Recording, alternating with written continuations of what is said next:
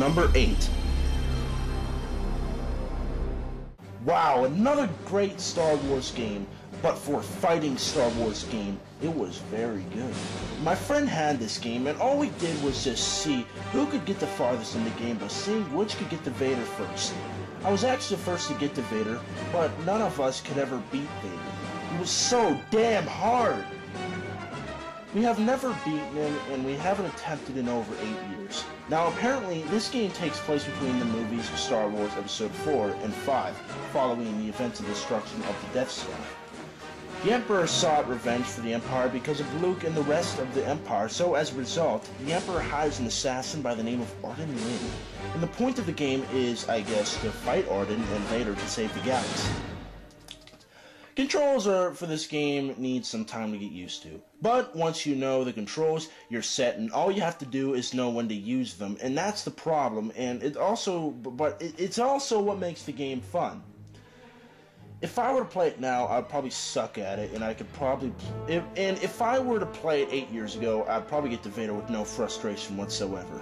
I'm actually wanting to play this game again because my very good friend still has this game in his dusty CD case, and it would be just awesome to play, and it would be a major flashback to the past. Easier than shooting womp-rats back home.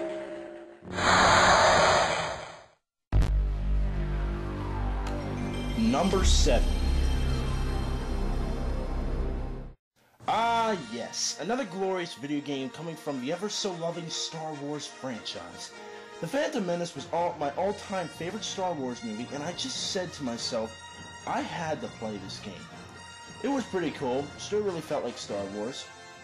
This was a game I rented from Blockbuster occasionally, but for as many times as I rented it, I never really got very far. I believe I always got to the planet on Naboo and, well, that's it. I know I did not miss out on anything because when it comes to Star Wars, I know everything about it.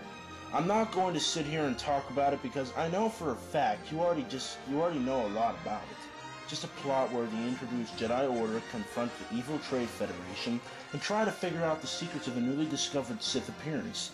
Just like old times. Number 6.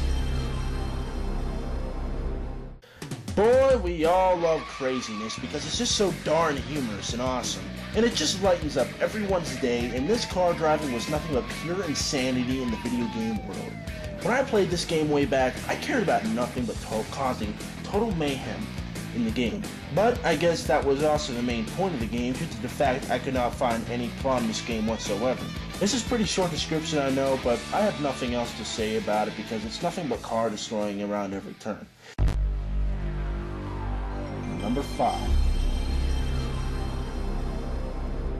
Now this is like one of the most ultimate children game where everything is straightforward and all the villains and bosses act so funny and stupid. It's anyone's game, really. I loved this game so much as a kid that I even just recently ended up buying this game along with the next 4 game titles in my list. Now that's intense.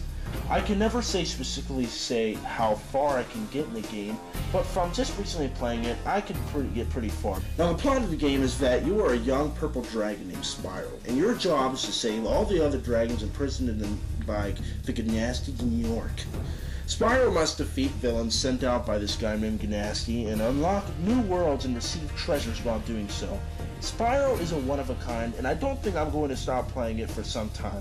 So let's move on to the next title, which is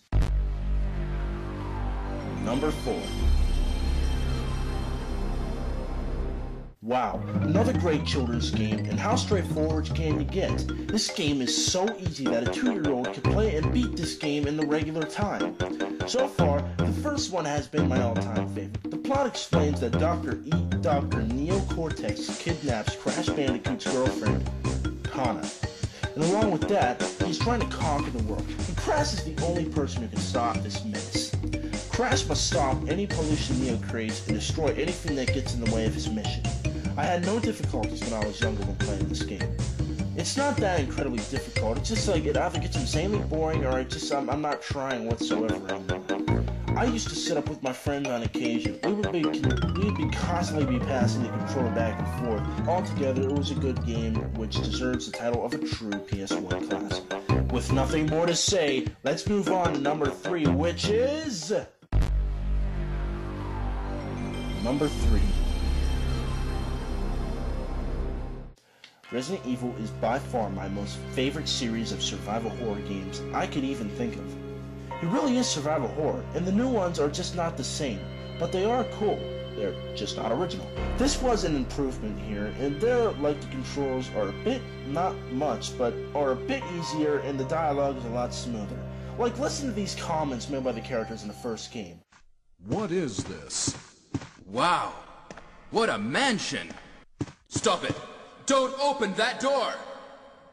Stay alert! We could get into trouble if we get lost. We should start from the first floor, okay? And... Jill, here's a lockpick. It might be handy if you, the master of unlocking, take it with you. What is it?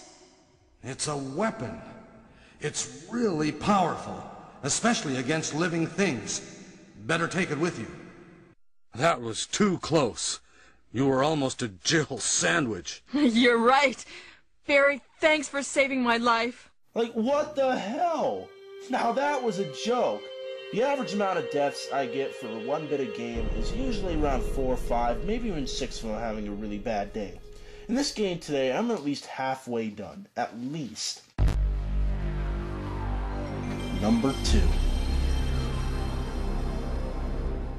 Siphon Filter was an action-packed 3D platformer filled with pixelated explosions and tons of blockheads. Siphon Filter is about a secret agent named Gabe Logan who is assigned to exterminate a terrorist group who controls a deadly virus by the name of Siphon Filter. To this day, I still play Siphon Filter regularly, and it's all thanks to PSN, and right now I'm at least halfway through the game.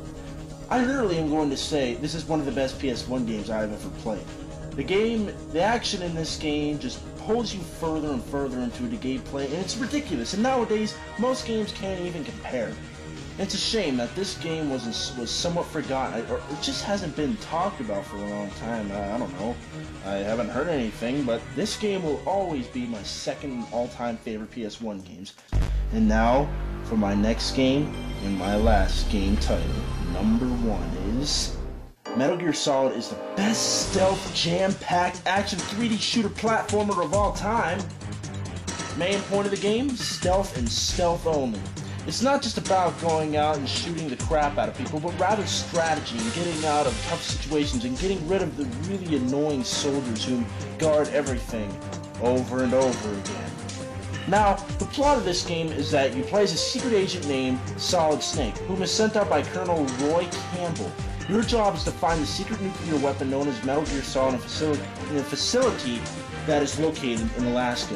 The further you go, the more story appears and the better understanding the story's plotline. Bosses in this game give you the perfect amount of challenge, and all it takes is strategy and time to defeat them. It takes some time to get used to it, but once you get the hang of it, it's just fun. And like I said earlier, it's always like a wild roller coaster ride every time you play this or any other memorable PS1 game.